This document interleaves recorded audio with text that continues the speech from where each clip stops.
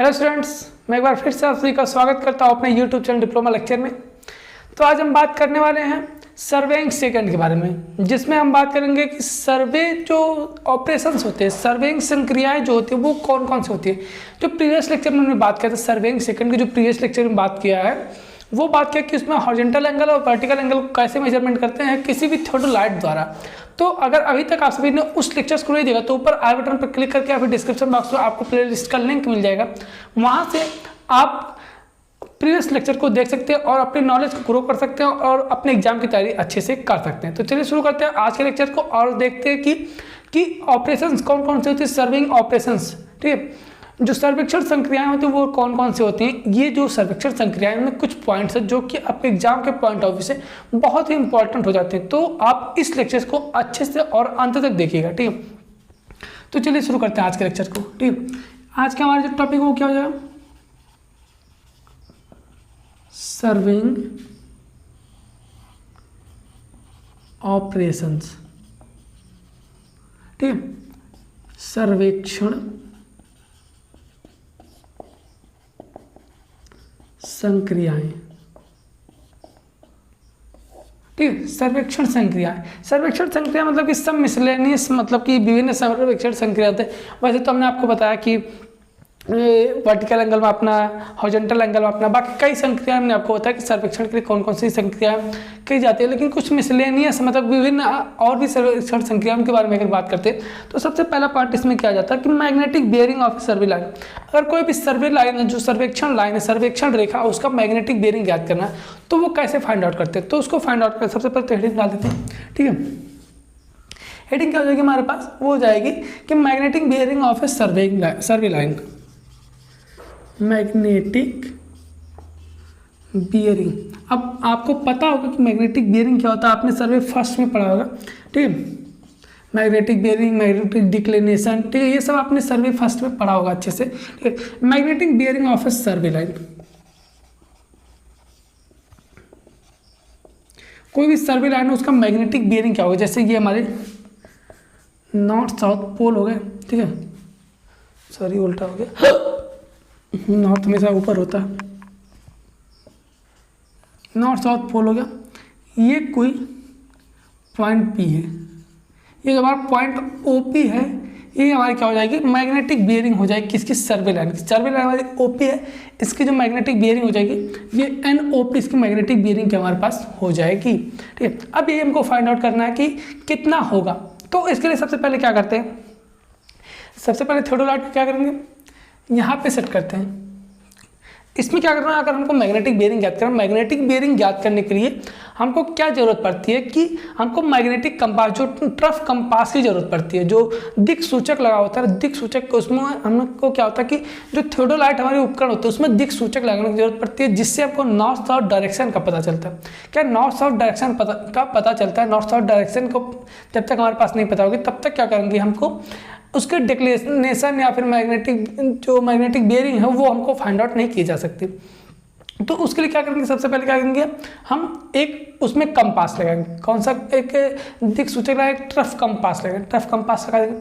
अब क्या करेंगे, उसको लेवलिंग करेंगे। उसका लेवलिंग करने के बाद क्या करेंगे, जो अपर प्लेट है, अपर प्लेट का जो क्लैंप स्क्रू है उसको कस देंगे, और जो लोअर प्लेट है, लोअर प्लेट जिसको हम स्केल प्लेट बोलते हैं, उसके क्लैंप स्क्रू क्या करेंगे, ढीला करेंगे। उसके बाद क्या करेंगे, उसको रोटेट करेंगे, स्विंग करेंगे। क्या करेंगे, स्विंग करेंगे। जब उसको स्विंग करेंगे इतना बार रोटेट करेंगे कि वो जब उसको स्थिर करें ना तो वो 0-0 रीडिंग दिखाए, मतलब कि नॉर्थ साउथ डायरेक्शन में वो स्थिर हो जाए। उसके बाद जब वो नॉर्थ साउथ डायरेक्शन में स्थिर हो जाएगा, नॉर्थ साउथ डायरेक्शन में स्थिर होने के बाद, ठीक है, ऊपरी प्लेट को ढीला करके दूरबीन को दक्षिणावर्त, मतलब कि दाएं तरफ, दक्षिणावर्त क्या करेंगे, ये देख रहे हैं इसके दाएं तरफ क्या है, पी पॉइंट दाएं तरफ क्या करेंगे, नॉर्थ साउथ से दाएं तरफ क्या करेंगे, हम इसको रोटेट करेंगे और पॉइंट पी को लक्ष्यबद्ध करेंगे, मतलब पॉइंट पी को साधेंगे। ठीक है, और ऊपरी मंद गति पेच चलाकर, जो स्लो मोशन स्क्रू होता है, पी को शुद्धता से लक्ष्यबद्ध करते हैं और दोनों वर्नियर ए और बी, जबकि क्या करेंगे हम यहाँ पे क्या, एक तरह से हॉरिजॉन्टल एंगल है, ये हॉरिजॉन्टल एंगल है, तो क्या करेंगे, जो वर्नियर ए और बी है उसमें पाठ्यांक पढ़ लेंगे। वही जो पाठ्यांक आएगा जो वर्नियर ए और बी पर पाठ्यांक आएगा वही पाठ्यांक क्या हमारा सर्वे लाइन का, ये सर्वे लाइन है ओपी, इसका मैग्नेटिक बियरिंग कहलाएगा। इसका क्या हमारा मैग्नेटिक बियरिंग कहलाएगा। एक तरह से ये क्या हमारा कि general method of horizontal angle measurement, ठीक है, सेम चीज़ें वही होती हैं, ठीक, सेम वही चीज़ें। तो अब क्या आपको ये समझ में आया होगा। नेक्स्ट हम बात करते हैं कि to measure deflection angle by traversing line, ठीक है, जो ट्रैवर्सिंग लाइन होती है उसके द्वारा क्या करते हैं हम, कोई भी डिफ्लेक्शन एंगल कैसे मापते हैं। अब डिफ्लेक्शन एंगल क्या होता है उसकी बात कर लेते हैं। तो एक अग्ररेखा, ठीक है, अग्ररेखा के विस्तार के साथ जो कोण बनाती है, ठीक है, जैसे क्या होगा, ये कोई लाइन जा रही है, ठीक है, और फिर ये लाइन इधर जा रही है, ये पी क्यू आर, ये पॉइंट ओ दे देते हैं इसका नाम, ठीक है। अब क्या कर रही है, अब देख रहे हैं यहाँ पे डिफ्लेक्शन एंगल क्या होता है उसकी बात करें। कोई भी अग्ररेखा, अग्ररेखा आगे की रेखा, ये इसके पीछे ना, तो ये अग्ररेखा हो जाएगी। कोई भी अग्ररेखा पश्च रेखा के विस्तार के साथ, ठीक है, ये रेखा यहीं तक है, जो पश्च रेखा है ये रेखा कुछ ऐसे ही बना हुआ, लेकिन इसके विस्तार के साथ कोई भी अग्ररेखा पश्च रेखा के विस्तार के साथ जो एंगल बनाती है, ठीक है, कोई भी अग्ररेखा पश्च रेखा के विस्तार के साथ जो एंगल बनाती है वही हमारी क्या डिफ्लेक्शन एंगल कहलाती है, क्या वही डिफ्लेक्शन एंगल कहलाती है, ठीक है। अब क्या आपको समझ में आएगा कि डिफ्लेक्शन एंगल क्या होता है। तो इसको मेजरमेंट कैसे करते हैं, इसको मेजरमेंट करने के लिए क्या करेंगे, एक अभी आगे पढ़ेंगे क्या, प्रोलॉन्गिंग, ठीक है, प्रोलॉन्गिंग ऑफ ए थियोडोलाइट, ठीक है। थियोडोलाइट की क्या करेंगे, स्टेशन ओ पर क्या करेंगे, यहाँ पे स्थापित करेंगे, स्टेशन ओ पर थियोडोलाइट को स्थापित करेंगे। उसके बाद वहाँ पे समतलन कर लेंगे, समतलन करने के बाद वर्नियर ए और बी पर रीडिंग हमारी 0 होनी चाहिए। ए पर मतलब कि 0 होनी चाहिए, जब ए पर रीडिंग 0 होगी तो बी पर क्या रीडिंग हमारी 180 जाके शो होगी, ठीक है। अब क्या करेंगे, निचली प्लेट को ढीला करके क्या करेंगे, निचली प्लेट को ध्यान दीजिए, निचली प्लेट की बात हो रही है जिससे रीडिंग चेंज नहीं होगी। निचली प्लेट को ढीला करके पी की तरफ देखेंगे, क्या करेंगे, निचली प्लेट को ढीला करके क्या करेंगे, पी की तरफ देखेंगे और इसको दोनों प्लेट को क्या करेंगे, यहाँ पे टाइट कर देंगे। अब क्या करेंगे, दूरबीन को समतल, ऊर्ध्वाधर समतल में 180 डिग्री पर क्या करेंगे। अब यहाँ पे दूरबीन की बात हो रही है, ठीक। अब यहाँ पे प्रोलॉन्गिंग की बात हो रही है, प्रोलॉन्गिंग आपको समझना जरूरी है, अभी हम बात करते हैं। आप क्या करेंगे, इसको यहाँ पे सेट करके क्या किया हमने, इस रेखा को देखा, ठीक है, इस रेखा, तो अभी तक क्या रीडिंग 0 है ए पर और बी पर 180 है, ठीक है, वर्नियर ए पर रीडिंग 0 है और उस पर बी पर 180। अब क्या करेंगे, ट्रेवर्स करेंगे। ट्रेवर्सिंग क्या होता है कि दूरबीन को 180 डिग्री रोटेट करते हैं, दूरबीन को 180 डिग्री रोटेट करते हैं। अब इसको क्या करेंगे, 180 डिग्री रोटेट कर देंगे, ठीक है, क्या 180 डिग्री रोटेट करते हैं। अब ये सीधे रीडिंग जो हमारी इधर आ रही थी 0 वो रीडिंग कुछ यहाँ पे 0 शो होगी, जब यहाँ पे रीडिंग 0 शो होगी।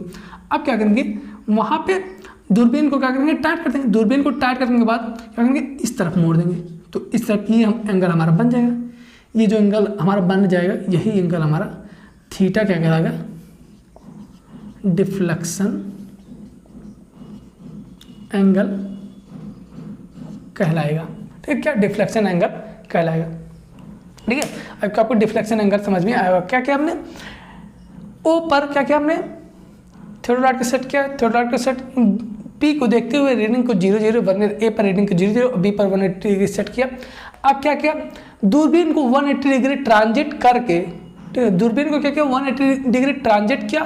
उसके बाद ठीक दूरबीन को क्या किया 180 डिग्री ट्रांजिट किया, ताकि दृष्टि का जो पहले ओपी जो है, जो पहले ओपी है, ठीक है, वो दिशा में थी, वो अब पलटकर पी क्यू दिशा में हो जाए, ठीक है, पी क्यू दिशा में हो जाए, मतलब कि रेखा ये प्रसार हो जाएगी। मतलब कि इधर अगर कोई पॉइंट लेते हैं जो ओ क्यू, अब ये ओ क्यू हो जाएगी, जो हमारी पी ओ पी थी वो हमारी ओ क्यू रेखा हो जाएगी, ठीक है। अब क्या किया, ऊपरी प्लेट को ढीला करके दूरबीन को दक्षिणावर्त मतलब कि दाएं की तरफ घुमाते हुए क्या करेंगे, आर को लक्ष्यबद्ध कर लेते हैं। जो भी हमारी रीडिंग आती है वही को माप लेते हैं, तो ये हमारी क्या हो जाएगी, डिफ्लेक्शन एंगल कहलाती है, ठीक है। आप इसको क्या करते हैं 2-3 बार भी कर सकते हैं, मतलब रिपीटेशन मेथड द्वारा भी कर सकते हैं, ताकि हमारी जो रीडिंग है वो शुद्धता से आ सके और भी परिशुद्ध रीडिंग आ सके। अब हम बात करते हैं prolonging of a survey line. अब prolonging of a survey line क्या होता है? ये जो पॉइंट है, ये जो हमने आपको बताया, ये पॉइंट डिफ्लेक्शन एंगल, ठीक है, ज्ञात करना, और prolonging of a survey line, ये 2 पॉइंट्स आपसे कि एग्जाम के लिए बहुत इंपॉर्टेंट हो जाते हैं। ठीक है बबुआ, तो चलिए शुरू करते हैं। नेक्स्ट, प्रोलॉन्गिंग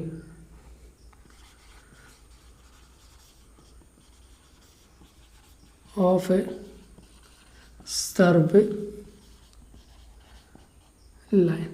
प्रोलॉन्गिंग मीन्स क्या होता है? सर्वे रेखा का विस्तार करना, मतलब कि सर्वेक्षण रेखा का विस्तार करना। प्रोलॉन्गिंग मतलब विस्तार करना, लॉन्ग मतलब लॉन्ग करना। प्रोलॉन्ग पहले छोटी थी, प्री मतलब पहले होता है, प्रो मतलब मतलब क्या करें, और बहुत प्रो बंदा है वो, जैसे क्या करते हैं पबजी में होते हैं ना, हाँ अब ये प्रो हो गया, तो प्रो मतलब और आगे तक चला गया है, आगे तक चला गया, तो यहाँ पे कहना हमको आगे तक ले जाना, ये गया नहीं अभी तक, आगे तक ले जाना। तो हम क्या संक्रिया करते हैं, क्या काम करते हैं, उसके लिए क्या करते हैं, ठीक है। तो जैसे क्या करना है, हमारे पास कोई पॉइंट था, क्या पॉइंट था,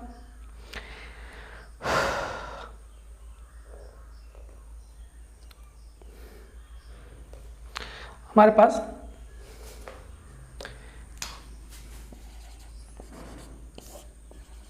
ए बी 2 पॉइंट थे, इसको हमको यहाँ पॉइंट पी तक बढ़ाना है। ये हमारे पास लाइन है। अब हम ये लाइन कुछ ऐसे भी जा सकती है, लाइन कुछ ऐसे भी जा सकती है, लाइन ऐसे जा सकती है, लाइन ऐसे जा सकती है, मतलब कि ये लाइन ऐसे भी जा सकती है, ठीक है। तो लेकिन नहीं, हमको ऐसे नहीं ले जाना है, हमको इस लाइन को क्या करना है, ऐसे सीधा एकदम ले जाना। सीधा तो नहीं शायद ना, नहीं, जो भी आप देख लीजिएगा, ठीक है। हमको क्या करना है, इसको सीधा ले जाना है पॉइंट पी तक। क्या करेंगे इसके लिए, ध्यान दीजिएगा आप, ठीक है।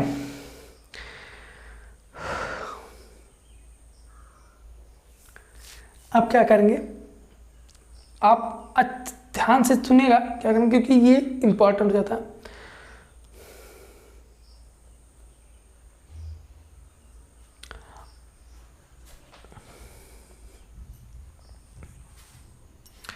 सबसे पहले क्या करेंगे, बी पे क्या करेंगे, हम थियोडोलाइट को स्थापित करेंगे। बी पे थियोडोलाइट को स्थापित करते हुए ए को लक्ष्यबद्ध करेंगे। यहाँ पे समतलन करेंगे, सारी क्रिया वही करते हैं, समतलन करेंगे, फिर जे रीडिंग सेट करते हैं। सीधा हम बोलते हैं कि बी पर स्थापित करते हैं और ए को देखते हैं। ए को देखते हैं, फिर क्या करेंगे, उसको ट्रांजिट करेंगे। क्या करेंगे, ट्रांजिट करेंगे। ये हमारी डी ऐसे थी, इसको क्या, ये हमारे पास ऐसे थी, इसको हमने क्या किया, ट्रांजिट कर दिया। ट्रांजिट करने के बाद ये लाइन पॉइंट पी को हम देखेंगे, पॉइंट पी, यहाँ पे पॉइंट सी, पॉइंट डी, ठीक है। ऐसे करके हम बीच में कई पॉइंट्स को स्थापित करेंगे। क्या करेंगे, कई पॉइंट स्थापित करेंगे और इन पॉइंट्स को, ठीक है, पॉइंट बी से पॉइंट पी को देखेंगे और इन पॉइंट को देखते हुए क्या करेंगे, जैसे मान लेते हैं कोई आपका दोस्त है, आप हैं और आपका दोस्त है, आपका करीबी दोस्त है, महिला मित्र भी हो सकती है, ठीक। तो क्या कि जैसे हमको यहाँ से यहाँ तक की ये रीडिंग लेनी, यहाँ से हमने यहाँ पे इसको देखा, क्या किया, इसको ट्रांजिट कर दिया। क्या किया, ट्रांजिट कर दिया। ट्रांजिट करने के बाद ए से बी को, बी पर आपका कोई दोस्त खड़ा है, करीबी मित्र खड़ा है, जो कि स्टाफ लेके खड़ा है, आप खड़े हैं पॉइंट बी पर थियोडोलाइट के लेके। आप यहाँ से क्या करेंगे, पॉइंट पी को देखते हैं। अब आपको पता नहीं कि लाइन सीधी है कि टेढ़ी है, ठीक। अब क्या करेंगे, आप अपने करीबी मित्र से कहेंगे, लाइन तो सीधी होगी लेकिन आप कैसे लेके जाएंगे, ऐसे जा सकते हैं ना, लेकिन हमको लाइन सीधी चाहिए, बीच में कई पॉइंट्स हमको लेने पड़ेंगे। आप दूसरे मित्र को बुलाएंगे जो आपके मित्र का मित्र हो, क्योंकि आपके मित्र का भी मित्र होता है ना। आप बोलेंगे अपने मित्र से, भाई किसी को बुला दो, थोड़ा सा काम है, हो जाएगा, उसके बाद चले जाएंगे। तो आपके मित्र का जो मित्र है वो आया, उससे आपने क्या बोला, भाई ये आप स्टाफ ले लो और इसी में हम बताएंगे यहाँ से और आप लेके खड़े हो जाओ। वो क्या होगा, कुछ पहले यहाँ खड़ा हो गया, आपने बोला भाई भाई भाई इधर इधर इधर इधर, तो वो धीरे धीरे क्या होगा, धीरे धीरे यहाँ आएगा। कहा आप जैसे ये आपकी सीट में आया, क्या होगी, जैसे ही आपके सीट में बोल देना हाँ भाई बस बस बस बस हो गया, वो यहाँ पे खड़ा हो जाएगा, यहाँ पे एक पेग गाड़ देगा, खूंटी गाड़ देगा, फिर उससे बोल देना भाई और आगे जाओ, आगे जाएगा, फिर हाँ यहाँ पे वो कहीं मान लेते हैं यहाँ पे खड़ा हो गया, ठीक, या फिर यहाँ पे खड़ा हो गया, तो आप बोलेंगे इधर इधर इधर, मतलब कि जहाँ से ये इसका सीट में आ जाएगा वहाँ पे बोल देना हाँ रुक जाना भाई। फिर ऐसे पॉइंट कोई ई ले लो, यहाँ पे भी ऐसे ऐसे क्या करें, इधर उधर जाएगा, जहाँ पे ये आपकी सीट में आपको दिख जाएगा ना स्ट्रीट लाइट से, बोले हाँ वहीं पे खड़े वहीं पे पैक गाड़ देगा। तो आप अब देख रहे हैं ये छोटी छोटी दूरी है, चेन के थ्रू क्या करते हैं आप इस दूरी को स्ट्रेट सीधे खींच लेते हैं, तो ये क्या होगी हमारी प्रोलॉन्गिंग हुई। ये लाइन ए बी से बढ़ के क्या होगी ए पी होगी, क्या होगी ए बी से बढ़ के ए पी हो गई, ये हमारी क्या prolonging of a survey line कहलाती है। ठीक है, आई होप कि आपको समझ में आएगा prolonging of a survey line. ठीक है, अब क्या करना है, to run a survey line in between 2 points. ठीक है, 2 पॉइंट्स या फिर 2 स्टेशन। चलिए नेक्स्ट बात करते हैं, लोकेटिंग अ पॉइंट। ठीक है, locating point intersection of A 2 survey line, 2 lines, 2 lines हमारे पास है। 2 लाइन कौन कौन से, नेक्स्ट हमारी रीडिंग है। आप आई होप कि ये आपको समझ आएगा प्रोलॉन्गिंग कैसे करते हैं। ठीक है, हम बात करते हैं नेक्स्ट हमारे पास पॉइंट्स क्या आ जाता है कि locating point of intersection of 2 line, locating point of intersection of 2 line, 2 line के इंटरसेक्शन पर, 2 लाइन है, इसका इंटरसेक्शन याद करना, A B C D, 2 points आपके 4 पॉइंट्स हैं, 4 पॉइंट्स है ए बी सी डी। अब इसका इंटरसेक्शन आपको पॉइंट बताना है, तो वो पॉइंट कहाँ पे होगा। आप अपने मित्र से कहेंगे, तो राइट आपको यहाँ पे स्थापित किया, पॉइंट बी को देखते हुए एक लाइन ड्रॉ कर ली। अब पॉइंट बी को देखते हुए आपने एक लाइन ड्रॉ की और अपने जो होनहार मित्र आपका ना, आप उससे कहेंगे भाई थोड़ा सा इसके बीच में ना कहीं 2 पॉइंट 2 पेग गाड़ दो, जो लगभग माने थे कि हाँ इसी के बीच में हो सकता है कि इसका इंटरसेक्शन मिले। ठीक है, जैसे लगभग आप अंदाज़ा लगा सकते हैं ना कि हो सकता है हाँ इसी के पॉइंट पे इसका इंटरसेक्शन मिले, तो आप 2 पेग क्या करेंगे ऐसे गाड़ देंगे, जिसको स्मॉल ए बी के नाम से लिख देते हैं अगर। ठीक है, 2 पेग गाड़ दिया। अब इस पेग में क्या करेंगे हम, धागा बांधेंगे, धागा बांधेंगे। अब आप पॉइंट सी पर खड़े होंगे और अपने होनहार मित्र से कहेंगे भाई पॉइंट डी पे जाओ, और आप यहाँ से क्या करेंगे देखेंगे किसको, पॉइंट डी को, क्या करेंगे पॉइंट डी को देखेंगे, जहाँ पे ये पॉइंट, जहाँ ये लाइन इस धागे को काटेगी वही पॉइंट हमारा क्या इंटरसेक्शन पॉइंट हो जाएगा। ये क्या हो गया कि locating point of intersection of 2 line, 2 मतलब कि 2 सर्वेक्षण लाइनों का कटान बिंदु लगाना। कैसे हो गया वो आई होप कि आपको समझ में आ गया। ठीक है, तो ये कुछ पॉइंट्स हैं। ठीक है, एक और आ जाता है कि finding out height of high object by theodolite. ठीक है, कोई भी हाई ऑब्जेक्ट है उसका हाइट कैसे ज्ञात कर सकते हैं हम थियोडोलाइट के द्वारा, तो उसके लिए कुछ फॉर्मूले होते हैं, उसको आपको ध्यान देना जरूरी होता है। ठीक है, तो उसको चलिए देख लेते हैं। 2 तरह के होते हैं। ठीक है, एक जब हम उस पॉइंट तक पहुंच सकते हैं और दूसरा जब हम उस पॉइंट तक पहुंच नहीं सकते हैं तब उसकी हाइट हमको ज्ञात करना है। एंगल अब तक हमने ज्ञात किया, लेकिन अब हाइट ज्ञात करनी है। जैसे कि finding height of A high, finding height of A high, finding height of A high object by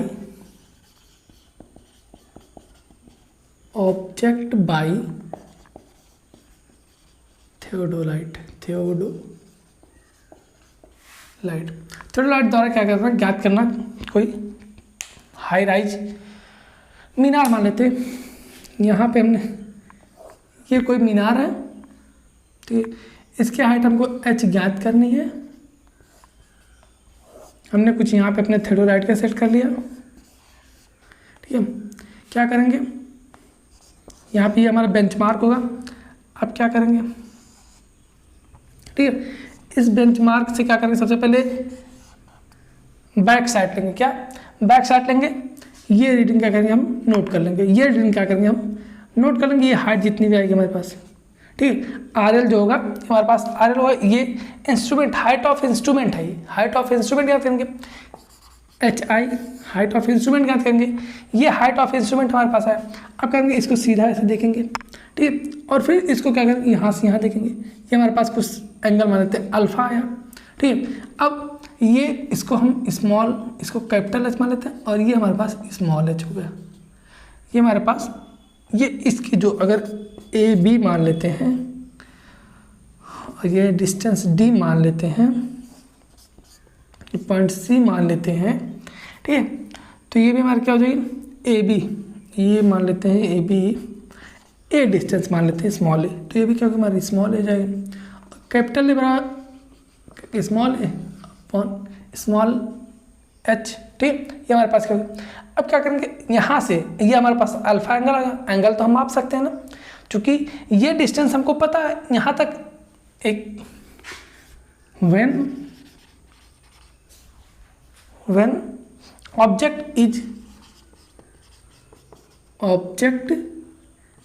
is accessible, जब हम ऑब्जेक्ट तक पहुँच सकते हैं तो ये डिस्टेंस हम माप सकते हैं डी, ठीक, जब हम माप सकते हैं डी को तो ये डिस्टेंस हमको पता है, कोण पता है, ये पता है, तो tan अल्फा बराबर यहाँ से हम लगा सकते हैं क्या, tan अल्फा बराबर क्या होगा h बाई डी हो जाएगा। तो यहाँ से h बराबर क्या हो जाएगा d tan अल्फा, ये हमारे पास निकल के आ जाएगा क्या, ये हमारे पास निकल के आ जाएगा d tan अल्फा। अब चूँकि ये हमारे पास पता है, ये हमको पता चल गया, ये हमारे पास पता है, यहाँ से हमने हाइट ऑफ इंस्ट्रूमेंट ज्ञात किया, तो कैपिटल एच बराबर स्मॉल एच प्लस स्मॉल ए। अब कैपिटल एच हमको ज्ञात करना था, स्मॉल एच हमारे पास आया डी टेन अल्फा, अल्फा का मान हमको पता चल जाएगा, ठीक, और प्लस में ए, जब हम यहाँ से बैक साइड लेंगे तो हमारे पास हाइट ऑफ इंस्ट्रूमेंट निकल के आ जाएगा। ये कब हुआ, ये फॉर्मूला आ गया, ये कब हुआ, जब हमको एक्सेसिबल, जब ये हमको जो ऑब्जेक्ट है यहाँ तक हम पहुँच सकते हैं, तब ये पॉइंट हमारे पास निकल के आ गया। लेकिन अगर यहीं पे कहीं हमारी नदी आ जाती है, ये हमारे पास नदी है, ठीक है, यहाँ पे हम पहुँच नहीं सकते हैं, तो क्या करेंगे, तो उसके लिए लंबा प्रोसेस है, ठीक है, उसके लिए एक लंबा प्रोसेस है, और आप ध्यान दीजिएगा उसके लिए, ठीक है। ये तो जब हम पहुंच सकते हैं, अब क्या आपको समझ में आया होगा, बहुत आसान था ये, कुछ नहीं है। तो आप अगर आप थोड़ा सा टेक्नोमेट्री जानते होंगे, height and distance and height का कॉन्सेप्ट जानते होंगे, तो आप आसानी से इसको कर सकते हैं। नेक्स्ट अगर हम थोड़ा सा ध्यान देना, व्हेन सेकंड पॉइंट क्या है, बी अगर देते हैं, व्हेन ऑब्जेक्ट इज इनएक्सेसिबल, क्या इनएक्सेसिबल, जब पहुंच नहीं है, जहां तक ये ऑब्जेक्ट है और यहां तक हम पहुंच नहीं सकते हैं, ये कोई नदी है, नदी में तो हम घुसेंगे तो नहीं, तो क्या करेंगे, एक बार, ठीक है, क्या करेंगे, यहाँ पे ध्यान दीजिएगा, आप अच्छे से ध्यान दीजिएगा, ठीक है। सबसे पहले क्या करेंगे,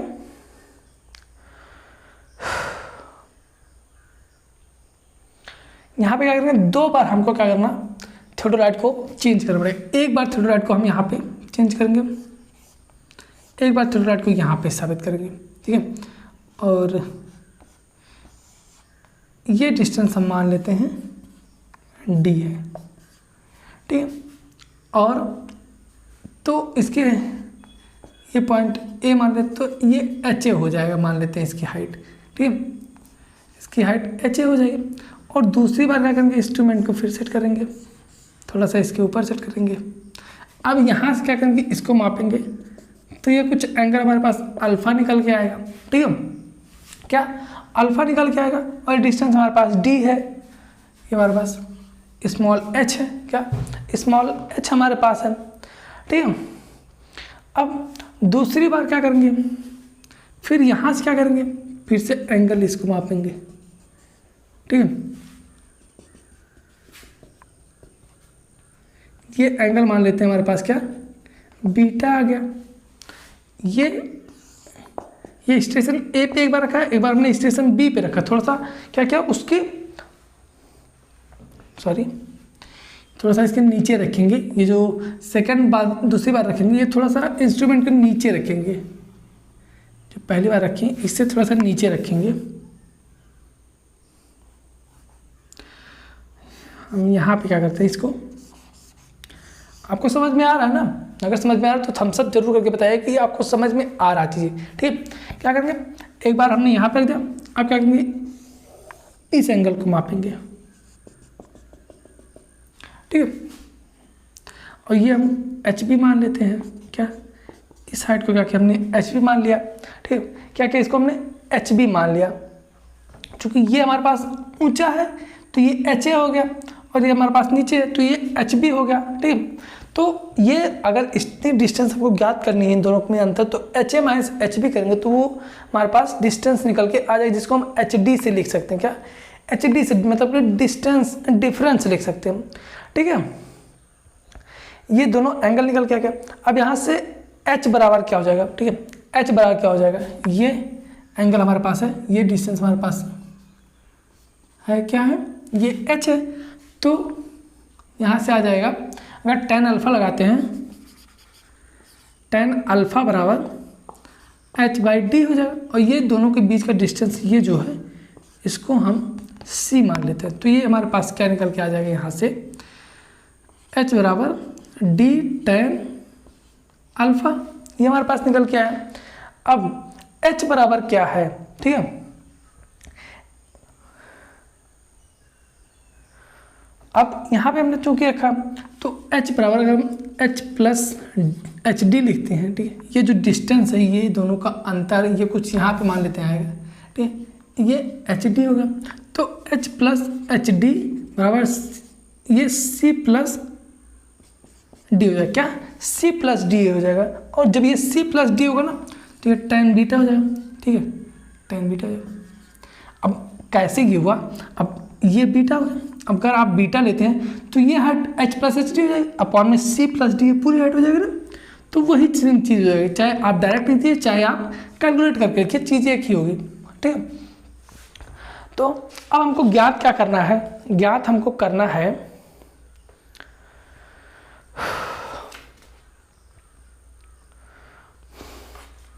अब चूंकि ये समीकरण एक इसको मान लेते हैं, इसको समीकरण दो मान लेते हैं। अब समीकरण ये आप इसको स्क्रीनशॉट लीजिए, फिगर को हमको मिटाना पड़ेगा। ठीक है, इतना लिखने के बाद इतना समझ में आया ना कि टेन अल्फा बराबर क्या हुआ, टेन अल्फा बराबर एच बाई डी हुआ, ये आपको समझ में आया। ठीक है, एच बाई डी हुआ, यहाँ से एच पर क्या हो गया डी टेन अल्फा। अब टेन बीटा अगर लिखते हैं, टेन बीटा, तो ये डिस्टेंस क्या हो जाएगी, हाइट क्या हो जाएगी, ये इतनी कितनी थी एच थी, लेकिन ये इसको हम थोड़ा सा नीचे रखें, तो नीचे रखेंगे तो ये डिस्टेंस जुड़ेगी एच डी, टेन बीटा बराबर H plus H D upon में ये डिस्टेंस कितना है सी प्लस डी।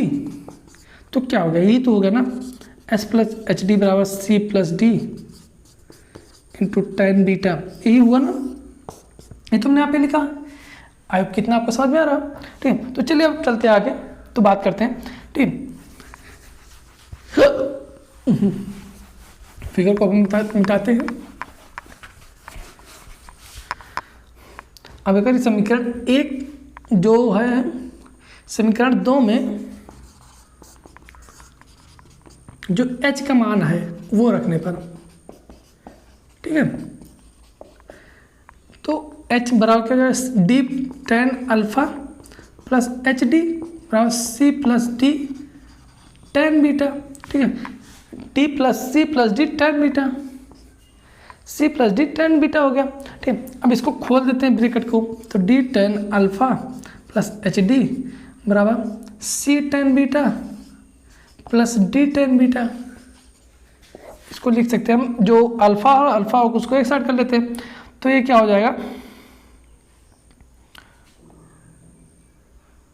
ये हो जाएगा C tan alpha minus D tan alpha बराबर H D minus D tan beta, sorry beta ही, डी को एक तरफ कर लेते हैं, तो ये हो जाएगा D tan alpha minus D tan beta बराबर C tan beta minus H D. तो यहाँ से डी कॉमन ले लेंगे, tan alpha minus tan beta बराबर सी टेन बीटा, और ये हो जाएगा माइनस एच डी। कितना होगा? ये इतना होगा, ठीक है, इतना आपको समझ में आ रहा है ना। तो यहाँ से क्या करेंगे हम, डी का मान याद करेंगे। डी का मान कितना आ जाएगा, C tan beta minus H D upon में tan alpha minus tan beta.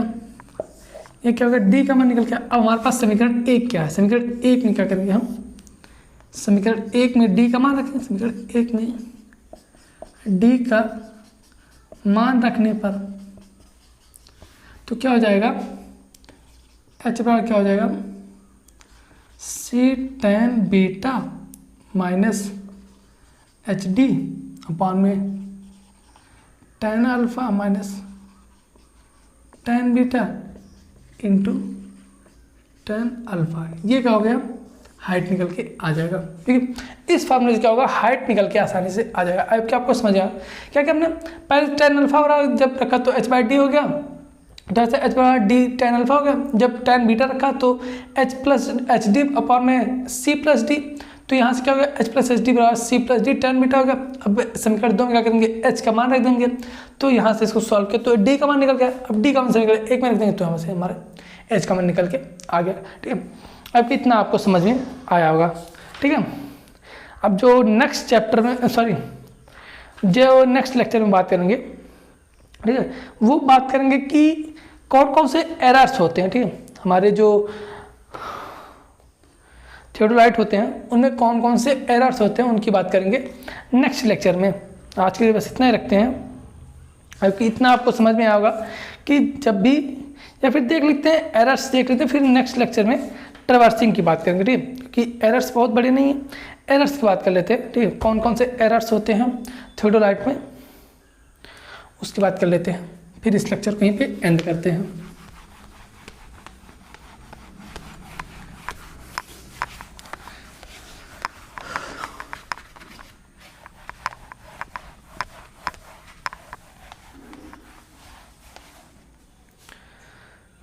तो एरर्स की बात करते हैं, थियोडोलाइट एंड देयर रेमेडीज, मतलब कि थियोडोलाइट और उनकी त्रुटियां, ठीक है, कार्य में त्रुटियां एवं थियोडोलाइट एवं निस्सरण, उनका क्या क्या निस्सरण होता है, मतलब क्या क्या उपचार होते हैं उनके, ठीक है।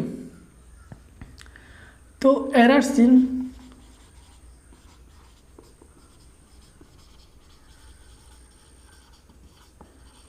थियोडोलाइट नहीं बोल सकते इसको, ठीक है।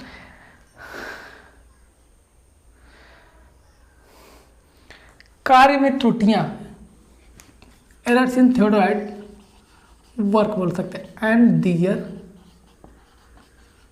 रेमेडीज, मतलब कि थियोडोलाइट में त्रुटियां, उसका निस्सरण, मतलब कि उसका क्या उपचार होता है, उसको कैसे सही कर सकते हैं, ठीक। तो तीन प्रकार के एरर्स होते हैं हमारे पास, कौन कौन से, एक इंस्ट्रूमेंटल, दूसरा ऑब्जर्वेशनल जिसको हम पर्सनल एरर बोल सकते हैं, और तीसरा नेचुरल एरर। एक तुम्हारे पास क्या, इंस्ट्रूमेंटल एरर,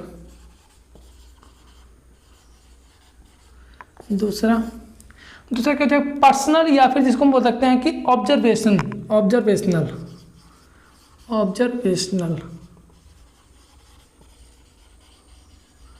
एरर्स, जिसको हम और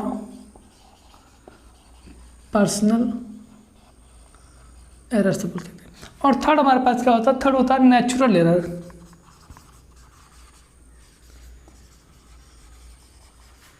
हिंदी क्या हो जाएगी,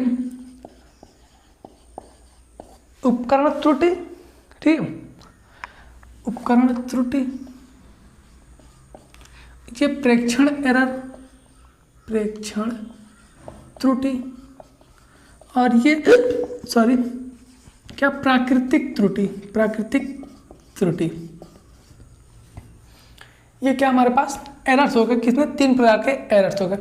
अब अगर बात करते हैं इंस्ट्रूमेंटल एरर की, इंस्ट्रूमेंटल एरर क्या होता है कि ये त्रुटियां उपकरण के संरचनात्मक दोष घटकों के कारण उत्पन्न दोष, गलत एवं अधूरे समायोजन के कारण होते हैं। ठीक है, जैसे उपकरण का क्षैतिज अक्ष ऊर्ध्वाधर अक्ष पर लंब नहीं होता। जैसे हमने आपको बताया था कि एक्सिस जो था, जो फंडामेंटल एक्सिस थे, एक मिनट,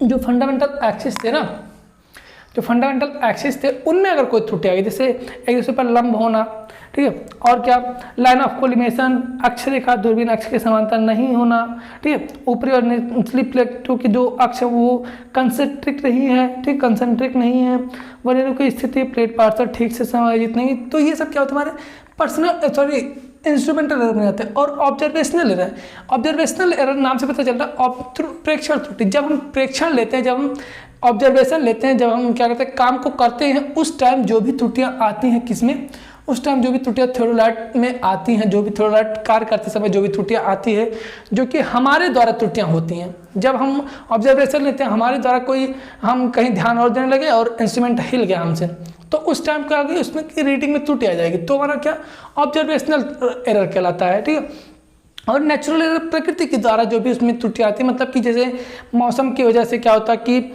उसमें जैसे बहुत ज़्यादा गर्मी होती है, बहुत ज़्यादा बरसात हो रही, बहुत ज़्यादा ठंडी पड़ रही, तो उसमें जो बबल्स होते हैं, बबल्स का इधर उधर हो जाना, ठीक है, या फिर कोई क्या होता है कि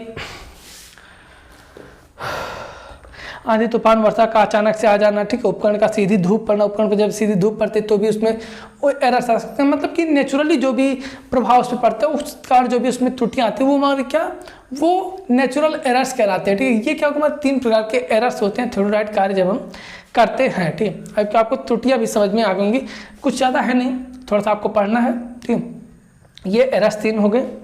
तो आज के लिए बस इतना रखते हैं, मिलते हैं आपसे नेक्स्ट वीडियो में, बने रहिए हमारे साथ। अगर आप चैनल पर नए हैं तो चैनल को सब्सक्राइब कीजिए, वीडियो पसंद आए तो वीडियो को लाइक कीजिए, बने रहिए हमारे साथ, तब तक के लिए धन्यवाद, थैंक यू।